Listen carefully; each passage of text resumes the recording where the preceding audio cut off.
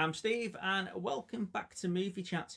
I was going to do this video as a top 5 and 5, but with the subject matter there was no way I can keep it to 5 minutes. The subject for this video was chosen by Dave Resells, and he left a comment on the previous video when we've asked for recommendations. So that's proof that we do read it and we do pay attention. And also, please don't shoot the messenger on this one. We're going to be looking at Marvel comic movies, so it'll be easy for me to go through the MCU and pick 5 out of that list. However, you'll be missing out on so many great films, such like the different Spider-Man movies, for example. I'll be interested to see if you agree with my list, or if you don't, what your list would look like. So please leave a comment. So without further ado, let's get stuck in, sit back and enjoy.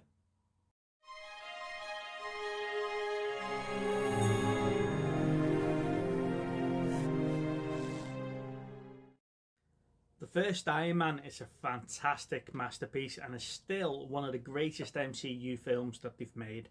You can tell they were going for something big and only going to build on the back of it. The cast is amazing. Robert Downey Jr. proves to be the perfect actor to portray Tony Stark. Terrence Howard plays Rhodey, who was later replaced in films by Don Cheadle. Gwyneth Paltrow is Pepper Potts. She's gorgeous and sticks to the character like she would do in the comics. And Jeff Bridges is an outstanding bad guy, Nabadai Stein. Honestly, I think Jeff should have got an Oscar nominated for Best Supporting Actor. He's absolutely amazing in this film. The acting chemistry between Downey and Bridges in this movie is just superb. The visual effects are amazing, the action scenes are outstanding, and the humour is not the childish humour that we're used to getting in the modern day Disney era of Marvel films.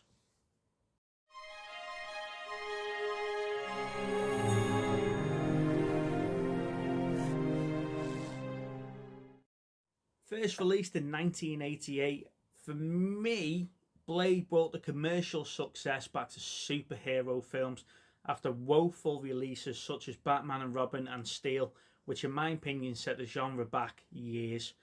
Many people didn't know Blade was a comic book movie. There was no Marvel logo or big fancy opening as we get these days via the Disney stuff.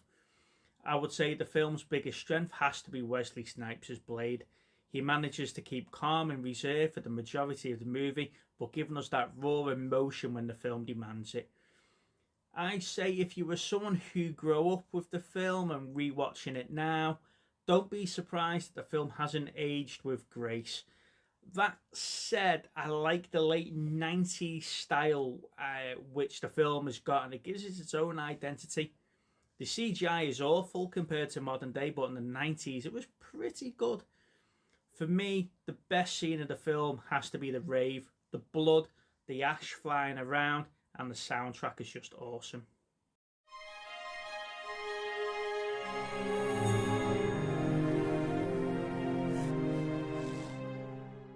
Thor Ragnarok has been touted as the end of the Thor trilogy, and it's not hard to see why, if I'm being perfectly honest.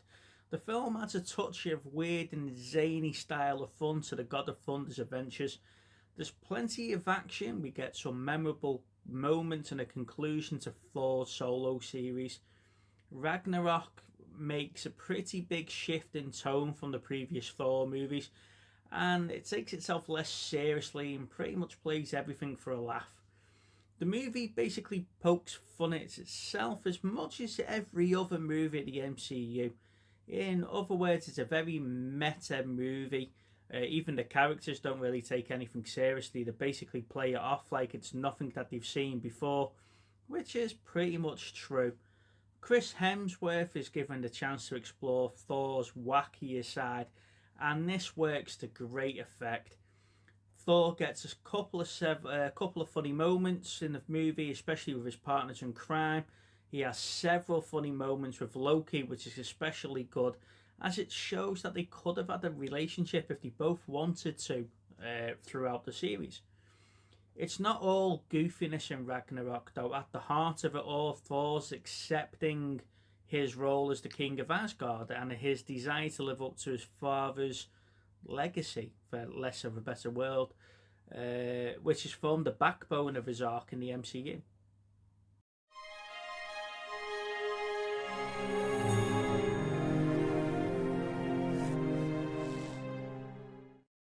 I don't know why people say this film's bad. After watching it a couple of times, and if I'm being honest, it's actually quite good. It's one of the better films from the MCU to date.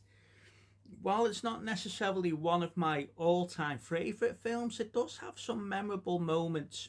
First off, it introduces us to two new Avengers in Scarlet Witch and Vision, and as you know, since this movie, they've been mainstays of the series. It certainly wouldn't be Marvel without these two. It's got a great balance of action and hiding. It's also got a few funny moments that keep us entertained throughout the film. If I'm being honest, Ultron is a great villain, and this is the only movie where we see him, which is a shame. And the fact that he's technically a program rather than a physical enemy, which just makes the whole thing more original. And this just escalates onto a worldwide threat. The film perfectly slots in as a sequel between The Winter Soldier and a prequel for Civil War. Overall, if you ask me to give this film a rating, it's 8 out of 5 out of 10. So don't listen to anyone that says this film is bad. It's worth a watch, so go and watch it.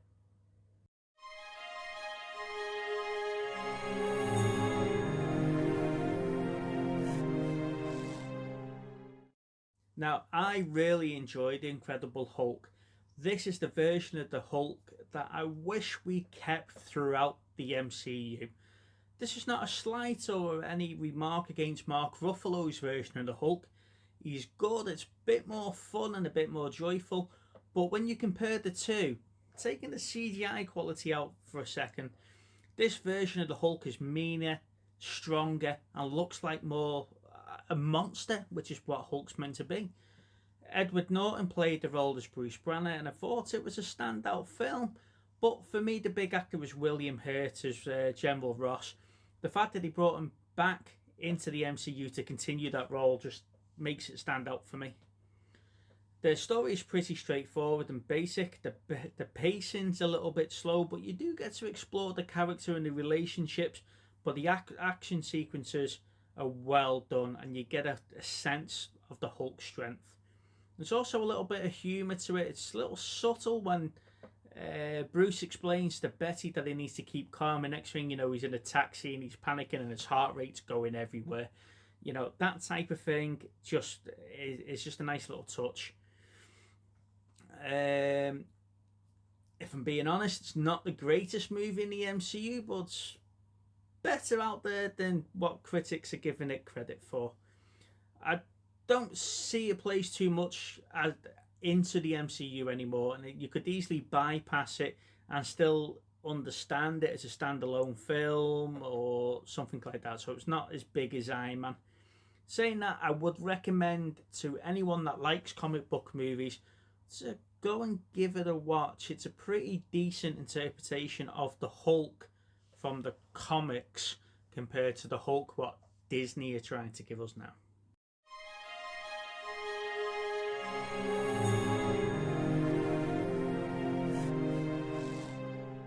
I'm going to sneak this one in now, and just because I can. It wouldn't be a Marvel list without it. I absolutely adore Howard the Duck. The plot is great, the comedy is decent, the writing is solid, the main characters not only great, but they do bounce off each other perfectly. It's a fantastic atmosphere, and the soundtrack to it is just awesome. It's just an incredibly fun movie. The only reason why this film bombed is because everybody thought it was going to be the next Star Wars, simply because George Lucas was involved. That's not always going to be the case. However, I am glad it's gotten a cult following, and while it's classed as a failure, it has helped create one of the greatest animation companies out there. I'll always love this movie, so don't listen to the haters. Go and give Howard Duck the watch. As I said at the start of the video though, it'll be easy to go through the MCU and just pick from that list. There is some great films out there that I've not mentioned, like Guardians of the Galaxy for example. Don't forget to like and subscribe to the channel and leave us a comment. This video subject was chosen by Dave, and it's proof that we do read and take notice of you all. If you're looking to get more involved, we are looking at content makers or guests to come on our live shows on a Thursday night. Just talk about movies and have a laugh along the way. My name's been Steve, and you've been watching Movie Chats. I'll catch you on the next one.